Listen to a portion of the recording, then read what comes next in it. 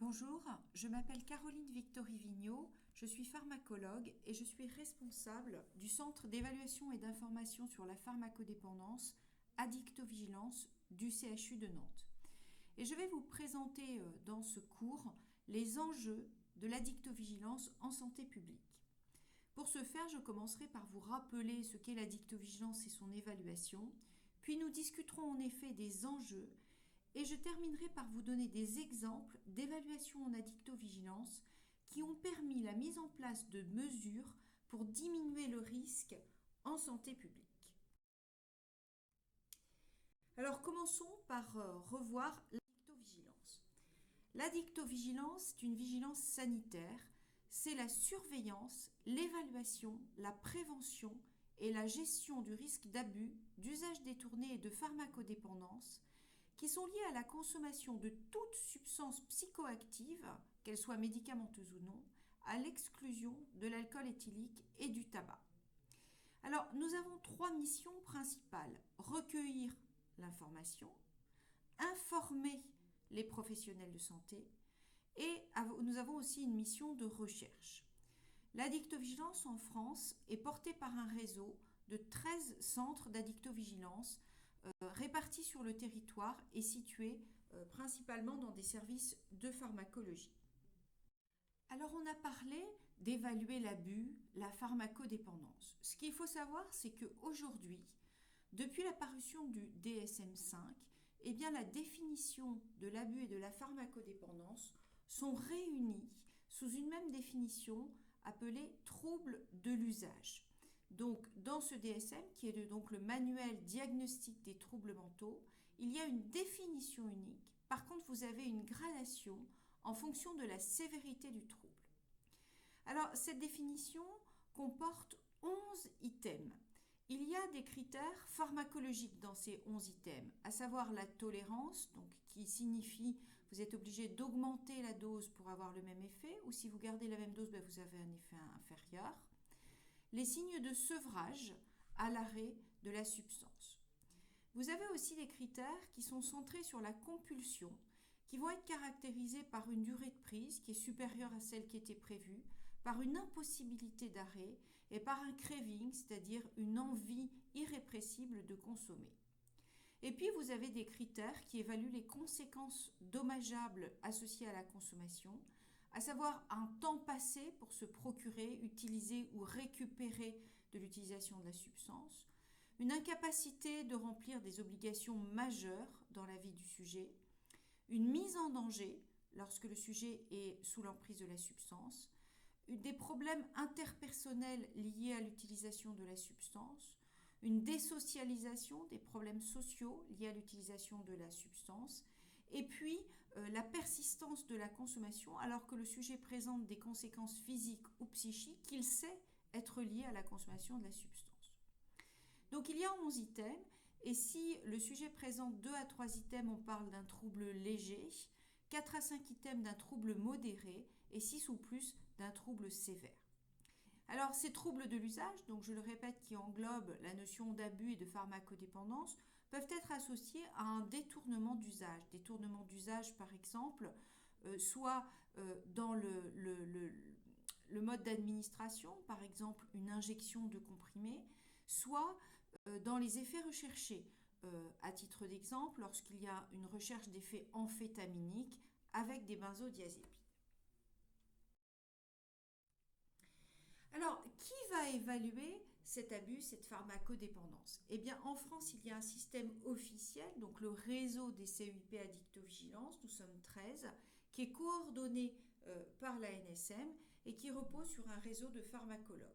Ce qu'il faut bien savoir, c'est que nous allons, vous voyez, nous intéresser à l'abus et à la pharmacodépendance, mais nous sommes complètement distincts des services d'addictologie. De manière un peu caricaturale, je dirais que dans les services d'addictologie, eh bien, le sujet principal va être le patient consommateur, et nous qui sommes pharmacologues, nous allons avoir un regard plus centré sur les substances consommées par les sujets. Nous sommes distincts du système de pharmacovigilance. En effet, même si dans la définition de pharmacovigilance, vous pouvez avoir des notions d'abus de mésusage, en France, il y a un dispositif distinct, donc l'addictovigilance, qui va gérer ces sujets-là. Autre question, quand évaluer la pharmacodépendance? Eh bien, à toutes les étapes finalement de la vie du médicament, au stade préclinique, en regardant bien les mécanismes d'action des médicaments. Nous étudierons aussi la galénique pour voir si cette galénique est favorable entre guillemets au détournement d'usage ou pas. Nous regarderons les notions d'essais cliniques, donc ce que l'on peut voir dans les essais cliniques qui peut faire penser à une notion de mésusage ou d'effet recherché qui soit différent de l'effet thérapeutique. Il y a aussi dans certains pays des essais de drug liking qui peuvent être utiles dans l'évaluation de la pharmacodépendance, mais c'est surtout en phase 4 que va se situer cette évaluation précise lorsque le médicament va être administré à toutes les populations et pas à des populations spécifiquement sélectionnées et qui vont de manière quasi systématique exclure les sujets à risque de développer des troubles de l'usage. Alors comment allons-nous évaluer cet aspect de pharmacodépendance? Eh bien, nous recevons des notifications des professionnels de santé et c'est ce que vous avez à droite de la figure en bas, c'est-à-dire que ces notifications, ces signalements proviennent de collègues, sont spontanés, proviennent d'études locales, peu importe, ce sont des signalements au réseau des CUIP et on va les étudier pour évaluer la pharmacodépendance. Et puis nous avons dans notre évaluation une place forte des outils épidémiologiques. Alors pourquoi cette place forte des outils épidémiologiques? Parce que l'information est difficile à recueillir en addictovigilance. Elle l'est pour le médicament parce que vous voyez bien qu'un patient qui va commencer à avoir un comportement entre guillemets transgressif pour l'utilisation ou l'obtention de son médicament ne va pas forcément le rapporter à son médecin. Et ça, c'est vrai pour les médicaments, mais particulièrement pour les substances illicites. Donc, il va falloir développer des outils épidémiologiques qui vont choisir, finalement, dans cette définition qu'on a vue, un critère dans une pathologie qui est très protéiforme pour permettre l'évaluation. Et bien sûr, si nous n'arrivons pas à répondre aux questions qui nous sont posées, nous mettrons en place des recherches ciblées ad hoc pour répondre à une question. Bien évidemment, l'utilisation, ces outils épidémiologiques nécessitent un grand nombre de partenaires, donc qu'elles soient structures de soins, professionnels de santé, police, justice, pharmaciens, médecins. Donc il va falloir que nous créions un réseau, que nous ayons un véritable maillage du territoire pour permettre l'évaluation de cette pharmacodépendance. Alors comment allons-nous l'évaluer? Donc nous allons analyser les notifications et les CEIP ont développé un outil qui leur permet d'avoir une lecture commune des notifications. Bien évidemment, cette lecture est basée sur les items officiels de la définition du DSM que nous avons vu en introduction. Et nous allons avoir un focus particulier dans notre lecture sur les comportements de transgression ou le détournement, finalement, qui concernent le mode d'obtention des médicaments ou l'usage. L'usage, donc je vous rappelle, particulièrement dans l'effet recherché, c'est quelque chose que nous allons vraiment regarder, et dans les modalités d'administration, donc les détournements de la voie d'administration des médicaments. Pour ce qui est des outils épidémiologiques qui sont présentés donc à droite de cette diapositive, eh bien OSIAP donc, est un outil qui va analyser les ordonnances suspectes. Donc vous voyez que dans la définition, nous allons ici focuser sur finalement le mode d'obtention des médicaments par les ordonnances falsifiées. C'est un outil donc, qui fait intervenir un réseau de pharmaciens d'officine. Un deuxième outil, c'est Oppidum. Donc Oppidum, c'est une enquête qui a lieu auprès de patients consommateurs qui va faire intervenir un réseau donc, de structures spécialisées dans la prise en charge des addictions. Donc là, nous allons zoomer sur des sujets qui souffrent de troubles de l'usage. ASO, c'est une enquête qui va regarder les prescriptions d'antalgiques stupéfiants, donc qui vont être rapportées par les pharmaciens d'officine. Deux outils épidémiologiques, DRAMS et DTA, vont regarder les décès de substances, donc vont être notifiés par des experts médico-légaux. DTA va vraiment zoomer sur les décès par les antalgiques. Et enfin, une étude de la soumission chimique qui va être apportée par les experts médico-légaux, mais aussi les services d'urgence, va là avoir un regard particulier sur les détournements d'usage, donc par soumission chimique. Alors, pourquoi évaluer la dictovigilance? Eh bien, parce que c'est un problème de santé publique important, parce qu'il est nécessaire de répondre à la question, ce médicament ou cette substance a-t-il un potentiel de dépendance? Alors, pour mettre en évidence, au-delà des caractéristiques communes, des différences en fonction des substances. Alors, à titre d'exemple, vous voyez que toutes les benzodiazépines ont un même, entre guillemets, génie pharmacologique, mais qu'il va y avoir des benzodiazépines qui vont avoir un potentiel d'abus de dépendance très différent des autres, tel a été le cas, par exemple, du flunitrazepam. Et en fonction de ce qui est mis en évidence, eh bien, il y aura des décisions réglementaires, un plan de gestion de risque, une communication qui sera mise en place par les autorités de santé. Donc, c'est une des missions de cette vigilance sanitaire. Et puis aussi, il faut mettre en évidence, identifier les nouvelles tendances, entre guillemets, modes d'utilisation de substances qui, là aussi, sont très évolutives. Alors, quels sont véritablement nos enjeux? Alors, les enjeux d'une vigilance sanitaire, bien évidemment. Le premier enjeu d'une vigilance sanitaire est un enjeu qui peut paraître trivial mais qui est hyper important, c'est d'arriver à avoir un maillage régional, d'arriver à obtenir les données. Et ça nécessite la mise en place et l'animation de réseaux, de professionnels qui vont nous permettre d'avoir les données. Ensuite, nous avons un enjeu qui est l'information. Alors, cet enjeu d'information est double. D'abord, il fait appel à une approche individuelle et personnalisée. En effet, nous répondons à des questions de professionnels de santé individuels. Nous répondons aux notifications. Donc ça permet une meilleure prise en charge individuelle des patients.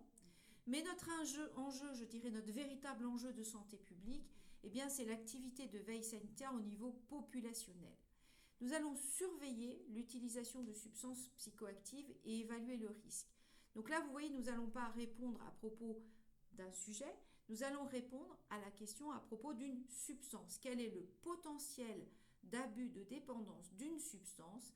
Il va y avoir la mise en place d'une expertise nationale, d'une enquête sur une substance, afin de vraiment caractériser le risque et de permettre la mise en œuvre de mesures adaptées qui vont permettre de prévenir le risque. Mais bien sûr, vous voyez bien que pour identifier ces substances qui donnent lieu à des abus, eh bien ça passe par l'analyse des notifications individuelles que nous avons reçues. Et ça, c'est notre véritable enjeu de santé publique. Et bien sûr, pour compléter cette évaluation-là, cette évaluation de toutes les données d'addictovigilance, nous sommes amenés parfois à mettre en place des activités de recherche pour répondre à une question particulière ou pour évaluer un potentiel d'abus ou de dépendance dans une population particulière. Alors, notre enjeu de santé publique est bien permettre la mise en œuvre de mesures qui visent à limiter le risque. Donc, je récapitule, à partir des données, caractériser le risque. Si on manque de données, mettre en œuvre des protocoles de recherche pour améliorer notre caractérisation du risque, proposer des mesures qui vont être prises par les autorités de santé et dans l'idéal, évaluer l'impact de ces mesures et voir si vraiment elles ont limité le risque. Alors, nous allons maintenant regarder des exemples d'évaluation en addictovigilance qui ont permis la mise en œuvre de mesures pour limiter le risque. Alors, première substance dont j'ai envie de vous parler, la codéine. La codéine, eh bien, en juillet 2017, il y a eu une modification des exonérations à la réglementation des substances vénéneuses, à savoir une fin de la dose d'exonération de la codéine, dont une partie, dont des faibles doses étaient avant disponibles en vente libre. Maintenant, il y a une prescription obligatoire. Pourquoi ? Et c'est suite à un signal d'addictovigilance de la codéine et de son utilisation chez les jeunes, le Purple Drank, donc une boisson qui était utilisée par les adolescents et qui incluait des sirops contre la toux codéinée, des médicaments antihistaminiques associés à de l'alcool et qui a vraiment, nous avons mis en évidence un risque important dans la population adolescente. Et donc il y a eu la mise en place de la fin de cette dose d'exonération et la nécessité d'une prescription obligatoire pour avoir de la codéine. Deuxième exemple, la prégabaline. La prégabaline, en 2021, il y a eu l'obligation d'une prescription sur une ordonnance sécurisée et une durée maximale de prescription qui a été réduite à 6 mois. Pourquoi ? Eh bien parce que la prégabaline, déjà dans son mécanisme d'action, c'est un médicament qui va modifier l'activité des canaux calciques voltage dépendants, donc qui va diminuer l'excitabilité neuronale, ce qui explique ses indications, donc comme anxiolytique, dans la douleur neuropathique et dans l'épilepsie. Ce qu'il faut savoir, c'est que le mécanisme d'action de l'ensemble des gabapentinoïdes est similaire, mais les propriétés pharmacocinétiques sont différentes entre la prégabaline et la gabapentine. À savoir que la prégabaline a une absorption qui est plus rapide par voie orale, et puis une absorption qui est linéaire, alors que la gabapentine a une absorption qui n'est pas linéaire et a un effet plateau, ce qui va dans le sens d'un potentiel d'abus qui serait supérieur avec la prégabaline par rapport à la gabapentine. Alors, en addictovigilance, il y a eu des signaux. Le premier graphique vous montre les ordonnances falsifiées, l'enquête OSIAP. Vous constatez que la prégabaline, en 2020, est le médicament le plus présent dans les ordonnances falsifiées, donc dans 26% des ordonnances falsifiées. Et puis, au niveau des notifications, eh bien, il y a eu une modification quantitative avec une augmentation des notifications et puis qualitative, où on a observé dans les notifications eh bien, une recherche d'effets euphorisants, de défonce, un marché de rue, du deal. Les conclusions de l'enquête d'addictovigilance réalisée par nos collègues de Toulouse ont été les suivantes. D'abord, il y a une intensification de la dynamique du phénomène d'usage problématique à partir de 2018 et une intensification qui se voit aussi dans les outils d'addictovigilance, notamment OSIAP. Deuxièmement, ils ont mis en évidence la survenue possible d'une dépendance primaire à la prégabaline. En population générale, 8 à 12% des sujets qui initient la prégabaline en contexte thérapeutique vont présenter un mésusage. Mésusage qui se définit comme les doses supérieures aux doses maximales.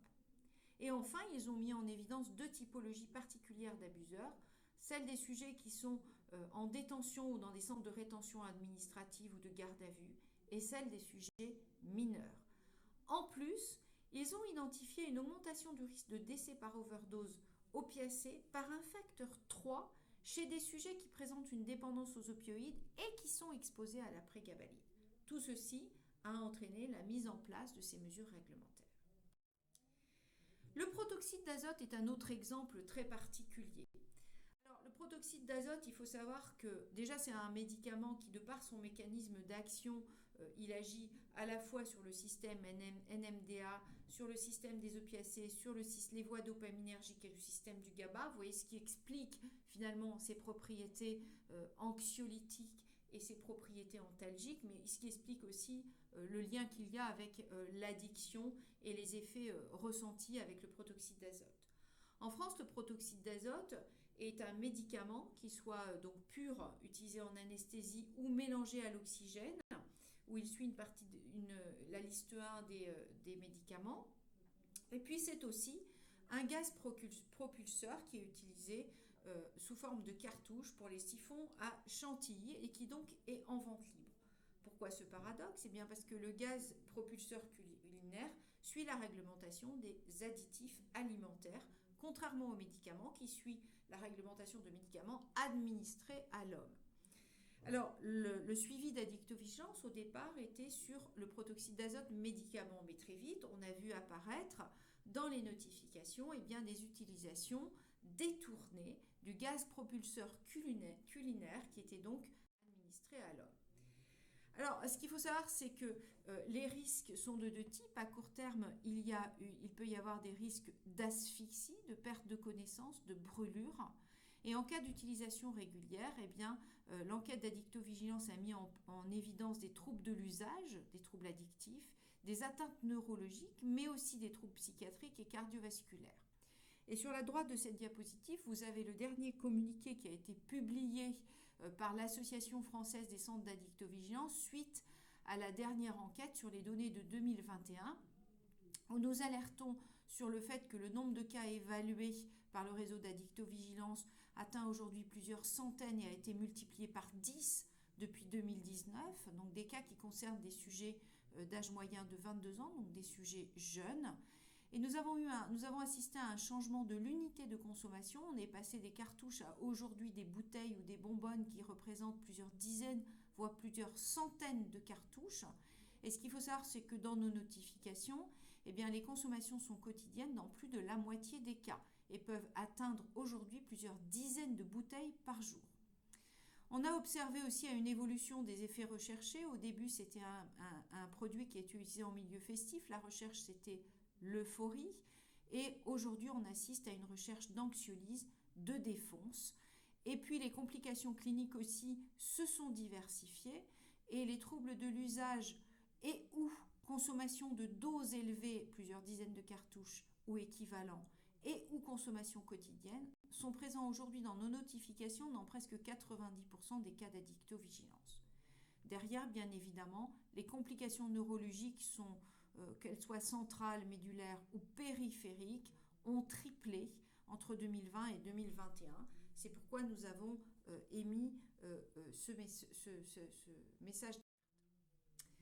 Un autre exemple pourrait être celui du tramadol, dont la durée de prescription est L'addictovigilance a montré des profils d'usagers problématiques de tramadol, que ce soit dans le cadre d'un contexte de la douleur avec une persistance des prises, des effets recherchés de soulagement de l'anxiété, d'état dépressif, de troubles du sommeil, et puis un usage détourné du tramadol avec d'autres substances psychoactives et une présence en particulier dans les notifications chez les mineurs. Le tramadol, il y a aussi rapporté un sevrage extrêmement difficile et une présence dans les enquêtes qui évaluent les décès, donc DTA et DRAM, ce qui a justifié la mesure réglementaire. Et enfin, pour finir, le zolpidem, en janvier 2017, eh bien, une mesure réglementaire a obligé sa prescription sur une ordonnance sécurisée. Eh bien parce que dès le début de l'enquête d'addictovigilance, c'est-à-dire l'analyse des données de 1993 à 2002, nous avons mis en évidence deux populations distinctes de sujets dépendants. Une première population qui l'utilisait à finalité hypnotique, donc au cours de la nuit, mais comme la demi-vie du zolpidem est très courte, eh bien les sujets multipliaient les prises et utilisaient des dizaines de comprimés, mais à finalité hypnotique. Et puis une deuxième population très préoccupante qui finalement avait éprouvé un effet quasi amphétaminique stimulant lors de la prise de plusieurs comprimés de zolpidem. Et comme la demi-vie était courte, eh bien ces sujets utilisaient plusieurs dizaines de comprimés plusieurs fois par jour à la recherche d'un effet donc euphorisant, un effet de bien-être, une hyperactivité. Les consommations de ces sujets peuvent atteindre plusieurs centaines de comprimés par jour. Alors, dans le suivi du zolpidem, il y avait des limites du suivi d'addictovigilance. En effet, on se posait la question quelles sont vraiment les caractéristiques, les items présents dans la dépendance, combien de patients sont concernés et qu'en est-il de la zopiclone. On avait moins de signalements pour la zopiclone, pas le même effet recherché, mais en même temps, elle était beaucoup moins vendue. Alors vous voyez que là, nous avons mis en place finalement des outils de recherche. Le premier présenté à gauche, eh bien, c'est l'analyse des notifications d'addictovigilance étudiées grâce à notre outil d'addictovigilance, notre évaluation commune, et qui montrait qu'en effet, les deux populations n'étaient pas retrouvées pour la zopiclone. Donc il y avait une vraie différence entre la zopiclone et le zolpidem. Et puis à droite, une étude de pharmacoépidémiologie dans les bases de données de l'assurance maladie en utilisant une analyse en classe latente qui montrait bien finalement que pour le zolpidem, on avait une présence d'une population d'usagers qui se caractérisait par un nomadisme médical pharmaceutique des doses extrêmement élevées qu'on ne retrouvait pas pour la zopiclone.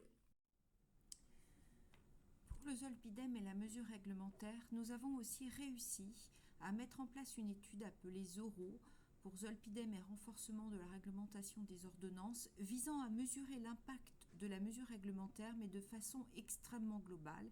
Et nous avons en effet montré l'impact de cette mesure réglementaire sur le nombre de sujets consommants, le type de consommation, problématique ou pas, et la consommation d'autres molécules sédatives en utilisant à la fois une approche clinique, en incluant des médecins et en incluant des consommateurs de zolpidem patients de médecine générale ou consommateurs en structures spécialisées, et une approche épidémiologique à partir des bases de données de l'assurance maladie.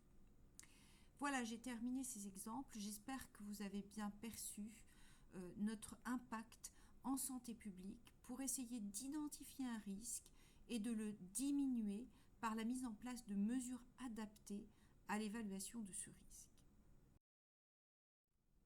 Si vous voulez en savoir plus sur l'addictovigilance, n'hésitez pas à aller sur notre site, le site de l'association d'addictovigilance, dont les coordonnées sont sur cette diapositive.